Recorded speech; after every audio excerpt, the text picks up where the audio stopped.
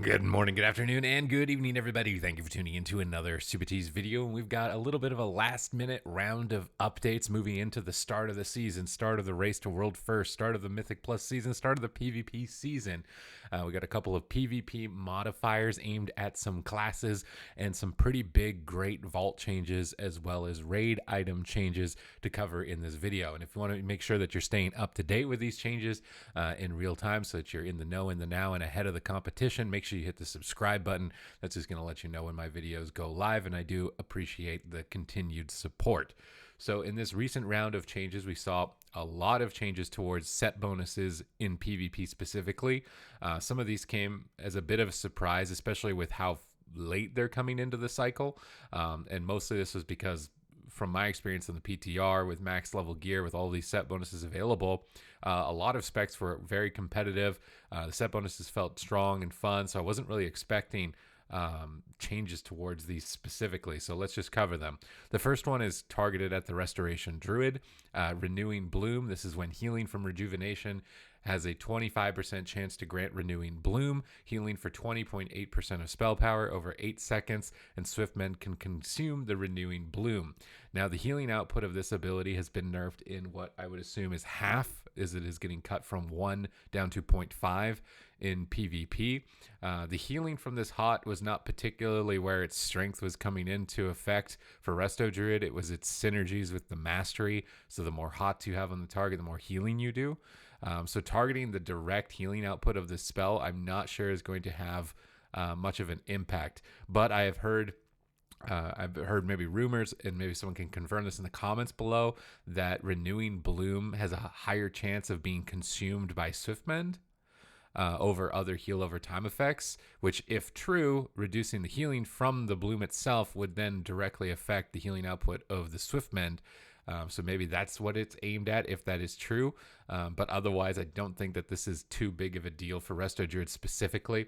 As we scroll down through some of the changes here, Beastmastery Hunter is also getting targeted pretty heavily. Their Killing Frenzy set bonus, kill command critical hits, increase the damage, and cooldown reduction of your next Cobra shot by 40%. Almost a 50% nerf.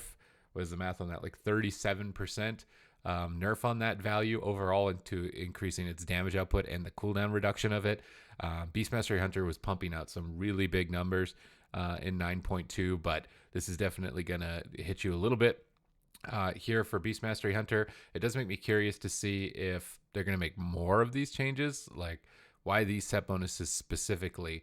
There was another post that I'm going to cover in this video that talked about bugs with Hunter set bonuses and causing them to deal too much damage, which makes me wonder if things like this, the change to the Marksmanship Hunter set bonus, is because of those bugs. But Focus Trickery, which is trick shots, now also increases the damage of your next affected shot by 30%, has been reduced similarly to around 33%.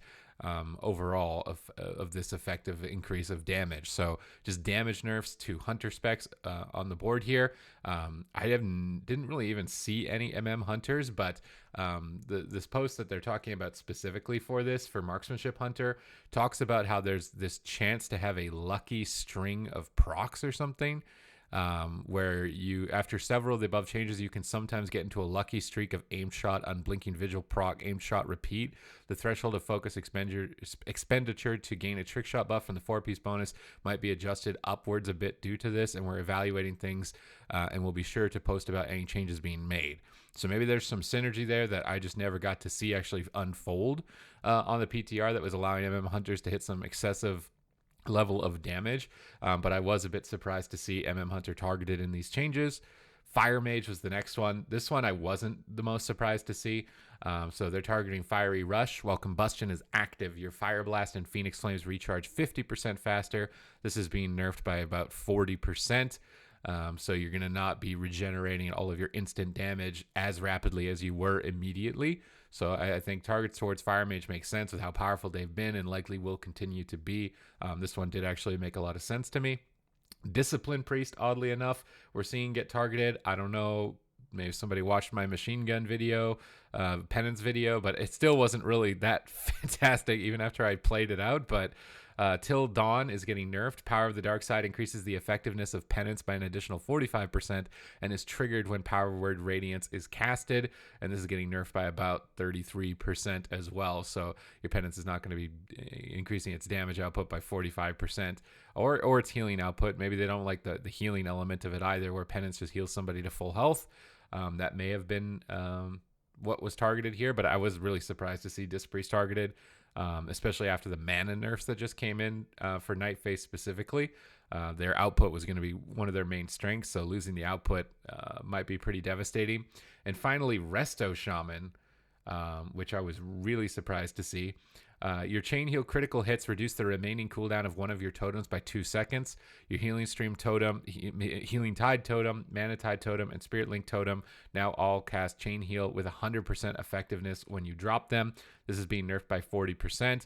So does this mean the cooldown reduction or just the chain heal effectiveness is going to be lowered here? Maybe because this set bonus was bugged for a long time, it just wasn't casting chain heal. Maybe this healing output is actually ridiculously high, so it justifies this, and we just didn't get to see it play out. That may be the big thing to question here, because I don't think anybody was running into this patch expecting Resto Shaman to be very strong, but again, likely because their set bonus just wasn't working. So maybe this is kind of like a heads up, like, oh, the bug is now fixed on chain heal. This thing is going to be way too good.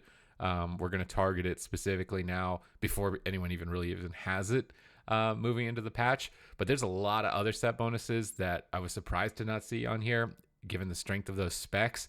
It makes me wonder if there are going to be more, and if you want to make sure there are more, make sure you hit the subscribe button again. But I think a lot of this is maybe bug fixes with these set bonuses, and now realizing maybe they're a little bit overtuned after bug fixes potentially. Some of them just making sense, like on Fire Mage. But it's interesting to see that they kind of push these through, despite people not even having these set bonuses just yet. The big changes coming in for the Great Vault, moving in now for Season 3, is that the requirements to get more of the Vault unlocked have been lowered.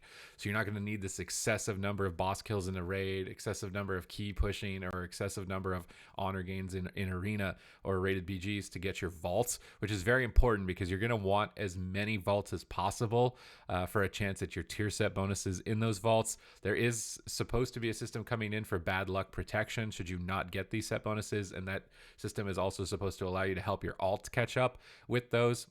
Given my streak of luck recently with gear, I'm probably almost 100% riding on that to be able to get my set bonuses.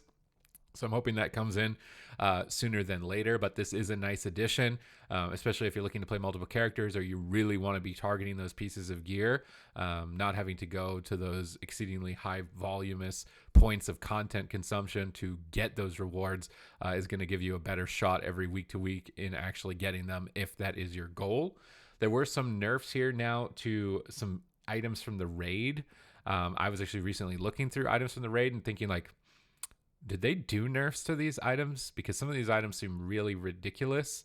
The items that they did ultimately end up nerfing here were not the ones that I thought they were going to nerf, although I'm almost imagining that these changes were 100% for PvE and had nothing to do with PvP, although they do have PvP implications. Usually it'll say if it's a PvP change or not. And because it doesn't, then I'm assuming this is a change for the game as a whole. But Lion's Hope, your spells have a chance to grant you hope, increasing your intellect by 48, down from 406. Insane nerf.